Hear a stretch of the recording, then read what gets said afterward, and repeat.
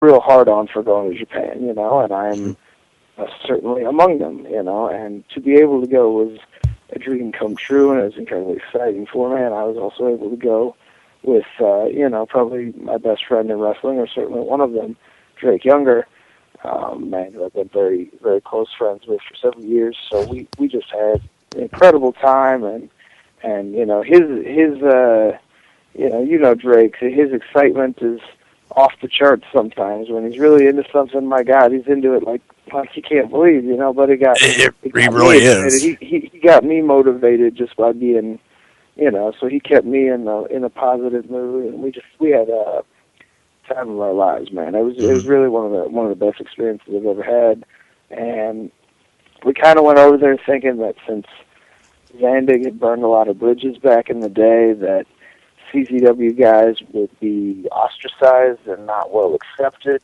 by the Japanese wrestlers, and that really wasn't the case. They gave us a really open and fair chance as new guys, as part of a new regime. You know, Zandig is no more, and DJ Hyde made it a point to open almost every conversation with John Zandig no more, just to make sure everybody knew we weren't representing that particular regime. But they all gave us a really good chance, and were friendly and welcoming. And I think over the course of the 3 weeks they were there, you know, even, you know, went beyond just, you know, politeness and being open-minded. Actually, you know, I think we've made friends with some of them. You know, it's hard. What was the English like? Limited. But I will say that I think as Americans, we kind of are trained to be a little bit arrogant and to go out into the world thinking that they should speak our language. And sometimes they don't. But the fact of the matter is they spoke our language way better than we spoke their language. You know what I mean? Like, they were not fluent in English, and so there was some difficulty in putting things together. But certainly, when we called matches, we would call it in their broken English rather than our broken Japanese, which would have been a disaster. You know what I mean? Like, there's no way we would have gotten anything put together if they hadn't at least been able to speak a few words here and there. It was an incredible experience, and I was so thrilled with it. I can't wait to go back. Hopefully that will work out. Speaking of Drake, I just texted him and let him know we were putting him over like $1 million as usual. And you know what? No, don't tell him that. No, fuck him, dude. He's gonna get a big head about himself. We can't allow that. I love Drake, and you know the greatest thing about Drake is, this just proved to me what kind of a person he really is, and he actually got me my job at Insanity Pro Wrestling, just based off of stuff that J.C. Bailey had told him about me. He seen me work one time at the J.C. Bailey Memorial Show. I came back in February, did some coverage for them, and in March I was working for them. So I owe Drake a lot. He's a great guy, and I tell you, he really shocked me this past month because we got to the show, or I got to the show rather, and he come walking in, and he just I'm such a little guy. You know, and Drake, he's muscular and he's strong. He's cock strong. You know, like looking at him, he's short but he's thick. Yeah, he'll grip you up and you're not getting away. Right. Well, he picked me up and did like this. I don't know. He just picked me up off the ground, like my feet are dangling. He's like, John Gray, you know, and he gives me a big old hug. You know, my feet are just dangling from the floor, and it's funny because we're actually almost the same height. So. So, you know, but Drake is such a great guy, such a wonderful person to be around, and has been so humbled and just professional and so cool ever since I very first met him. Even though the situation wasn't the greatest, every time we have ever spoken, he's been very, very great. I have nothing but great things to say about Drake. I'm quite fond of him. He's a pretty good cat. Yeah, and I look forward to seeing what he's going to pull out at the IPW anniversary show. Which, real quickly, I do have to get a plug in. I bet you, Next week we start our Insanity Pro anniversary build up. It is August the 20th, and starting next week we will be telling the story of Insanity Pro Wrestling over a 10-year period.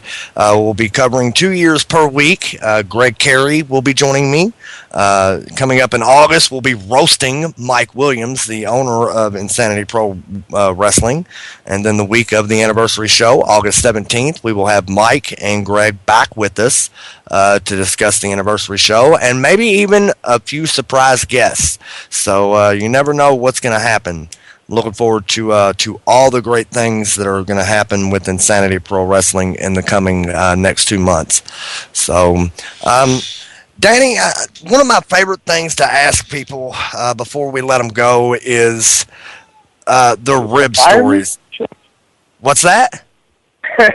You're gonna let me go? I'm getting laid off. Can I collect unemployment from this? Is there any chance I can sit on unemployment for another 2 years? That was the best time of my life.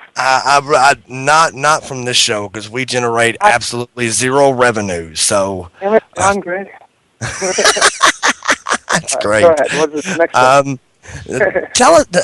Everybody knows Danny Havoc is a good ribber, and I have heard about some Danny Havoc ribs. So please share some with us.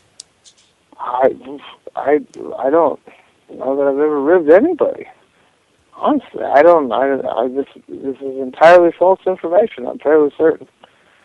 I don't partake in the ribbing, and if I do, I'm probably way too drunk to give you any details about what may have transpired.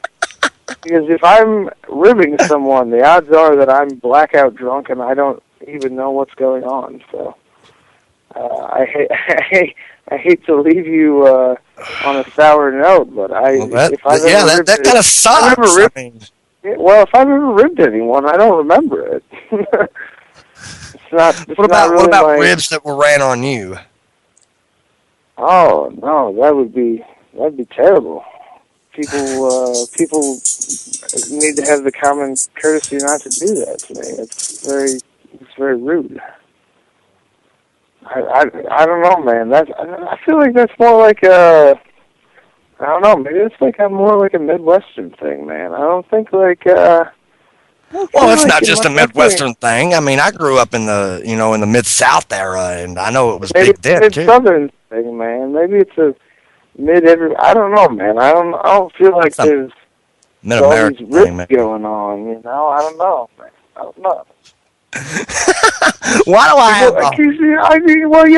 Like, man, I started learning to wrestle in like the New Jersey, Philadelphia area, and like.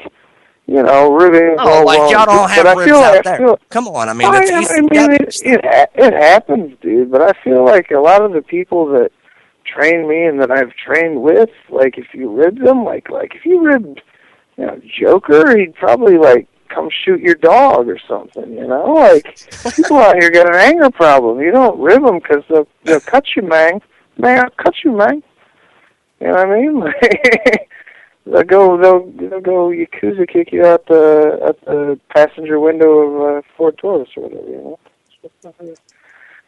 Anyway, that's getting off into a whole other story about homeless people that we don't need to get into because it's irrelevant, really.